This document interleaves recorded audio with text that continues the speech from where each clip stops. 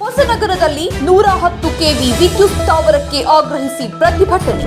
ನಿರಂತರ ವಿದ್ಯುತ್ ಸಮಸ್ಯೆಗೆ ರೈತರು, ವ್ಯಾಪಾರಸ್ಥರ ಆಕ್ರೋಶ. ತಹಶೀಲ್ದಾರ್ ಕಚೇರಿ ಮುಂದೆ ಗಂಜಿ ಕೇಂದ್ರ ಆರಂಭ.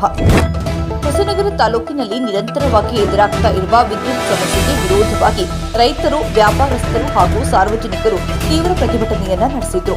110 ಕೆವಿ ವಿದ್ಯುತ್ ಸ್ಥಾವರವನ್ನು ಸ್ಥಾಪಿಸುವಂತೆ ಆಗ್ರಹಿಸಿ ಪಟ್ಟಣದ ಮಾವಿನಕೊಪ್ಪ ಬಡಾವಣೆಯಿಂದ ತಹಶೀಲ್ದಾರ್ ಕಚೇರಿಯವರೆಗೆ ಘೋಷಣೆ ಕೂಗಿ ಪ್ರತಿಭಟನೆಯನ್ನ ನಡೆಸಲಾಯಿತು. ತಹಶೀಲ್ದಾರ್ ಭರತ್ ರಾಜ್ ಹಾಗೂ ಮೆಸ್ಕಾಂ ಕಾರ್ಯಪಾಲಕ ಅಭಿಯಂತರ ಚಂದ್ರಶೇಖರ್ ಅವರಿಗೆ ಮನವಿ ಪತ್ರ ಸಲ್ಲಿಸಲಾಯಿತು. ಸ್ವಲ್ಪ ಮೋಡವಾದರೂ ಅಥವಾ ಗುಡುಗಿನ ಶಬ್ದ ಕೇಳಿದ್ರೂ ವಿದ್ಯುತ್ ಕಡಿತವಾಗ್ತಾ ಇರುವುದರಿಂದ ಸಾರ್ವಜನಿಕರು ತೀವ್ರ ಅಸಮಾಧಾನವನ್ನು ವ್ಯಕ್ತಪಡಿಸಿದ್ರು. ಶಾಲಾ ಮಕ್ಕಳ ಪರೀಕ್ಷಾ ವೇಳೆಯಲ್ಲಿಯೂ ಸಮಸ್ಯೆ ಎದುರಾಗ್ತಾ ಇದೆ ಎಂದು ಆಕ್ರೋಶವನ್ನು ವ್ಯಕ್ತಪಡಿಸಿದ್ರು.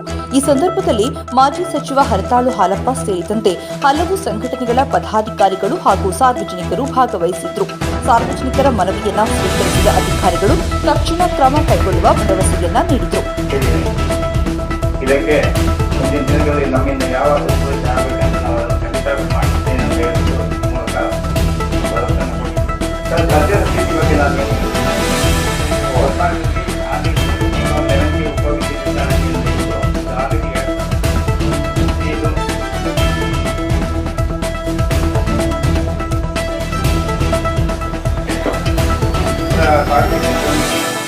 27/2015 ಹೊಸನಗರ ಸಬ್ಜೆಕ್ಟ್ ಇವಾಗ 11 ಉಪವಿದ್ಯುತ್ನ 110/11 ಅಪ್ಗ್ರೇಡೇಷನ್ಗೆ ಆಲ್ರೆಡಿ ಸ್ಯಾಂಕ್ಷನ್ ಆಗಿತ್ತು, ಮಂಜೂರಾತಿನೂ ಆಗಿತ್ತು.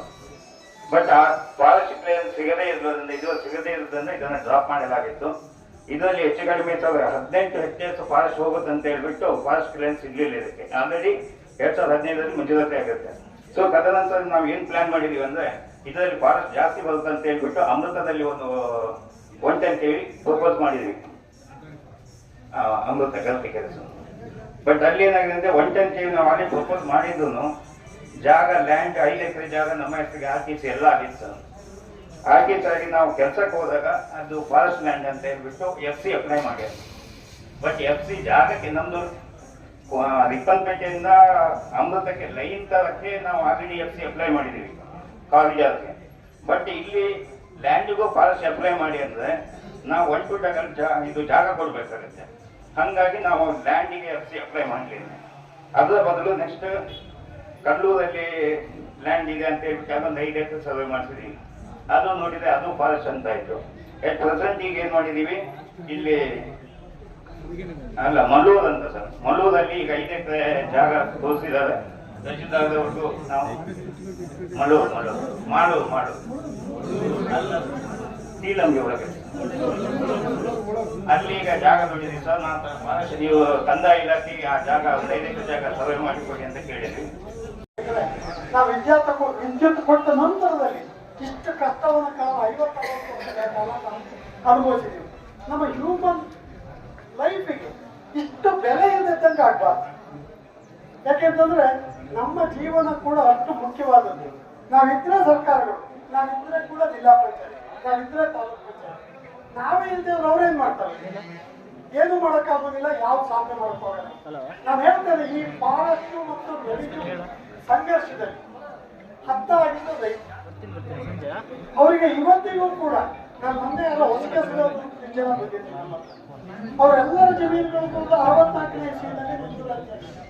ನಾಗರಿಕ ಬಂಧುಗಳೆಲ್ಲರಿಗೂ ಇವತ್ತು ಹೊಸನಗರಕ್ಕೆ 110 ಕೆವಿಯ ಅವಶ್ಯಕತೆಯನ್ನು ಅರಿತು ಎಲ್ಲ ಹೊಸನಗರ ಸಾರ್ವಜನಿಕರು ಹಾಗೂ ಸಂಘ ಸಂಸ್ಥೆಗಳ ಮುಖಂಡರುಗಳು ಹಾಗೂ ಸಹಕಾರಿ ಕ್ಷೇತ್ರದ ಒಕ್ಕೂಟದವರು ಹಾಗೂ ನಮ್ಮ ತಾಲೂಕಿನ ಎಲ್ಲ ಹಿರಿಯರು ಈ ಒಂದು ಪ್ರತಿಭಟನಾ ಕಾರ್ಯಕ್ರಮದಲ್ಲಿ ಇವತ್ತೆಲ್ಲರೂ ಕೂಡ ಭಾಗವಹಿಸಿದ್ದೀರಿ.